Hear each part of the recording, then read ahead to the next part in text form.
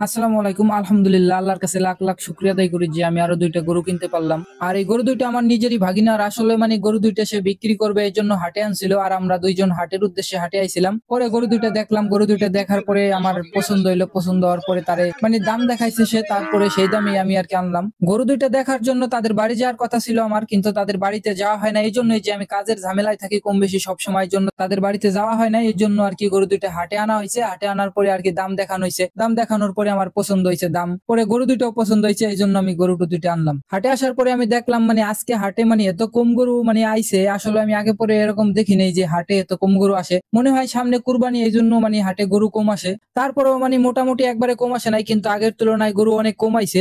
গরু কেনার শেষে আমি গরুর হাট ঘুরলাম। গরুর হাট ঘোরার শেষে আমি গরু দুইটা পিক আপ ঠিক করে তারপরে গরু দুইটা পিক আপে উঠাইয়া তারপরে আমি বাড়িতে আসতেছি। আর গরু দুইটা যদিও একটু ছোট হয়, কিন্তু গরু দুইটা নিলাম আমি এই জন্যই যে পরিচিত আমারই ভাগিনা, এই জন্য আমি গরু দুইটা আরো নিলাম। কোনো সমস্যা নাই, গরু দুইটা যদি আমি পালন করি এক সময় ভালো হবে, এই জন্য গরু দুইটা নিয়ে। আর হাট থেকে যদি আমি গরু কিনি, ধরেন একটা সমস্যা আলা গরু আমি নিলাম, আমি বুঝলাম না কি সমস্যা আছে, এই জন্য আমি আর কি হাট থেকে গরু একটু কম কেনার চেষ্টা করি, যদি পরবর্তী সময় যাতে কোনো সমস্যা না হয়। আর পরিচিত কারো কাছে থেকে যদি আমি গরু কিনি, যদি আমি একটু ঠকি, তারপর আমি গরুগুলো নেওয়ার চেষ্টা করি, কারণ জানাশোনা গরু কোনো সমস্যা হবে না। তারপরেও যদি কোনো সমস্যা হয়, ঠিক আছে, ওটা তো আর বলা যাবে না, আল্লাহ পাক যেটা ভালো করে সেটাই হবে।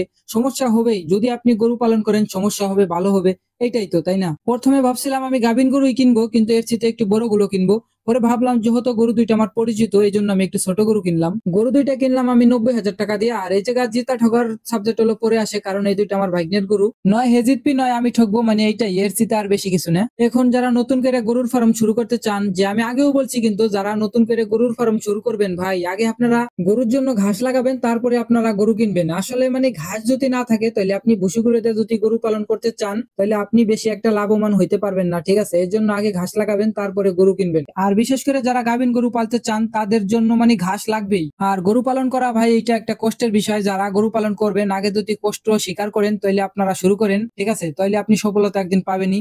আর আমার এই দুইটা গরুর ভিতরে এই কালো গরুটা আমার হলো ক্রস গরু, অস্ট্রেলিয়া জাত, আর ওই গরুটা আমার দেশাল। এখন গরু দুইটা আমার বাড়িতে আনার পরে আমি গরু দুইটা খামারে আজকে আমি নিব না এর জন্যই যে গরু দুইটা যদিও আমার বাইকনের ফার্ম থেকে আমি আইনে থাকি, তারপরে গরু দুইটা আমি হাটে নিয়েছিলাম, এই জন্য আমি গরু দুইটা আজকে আমি গরুর ফার্মে নিব না।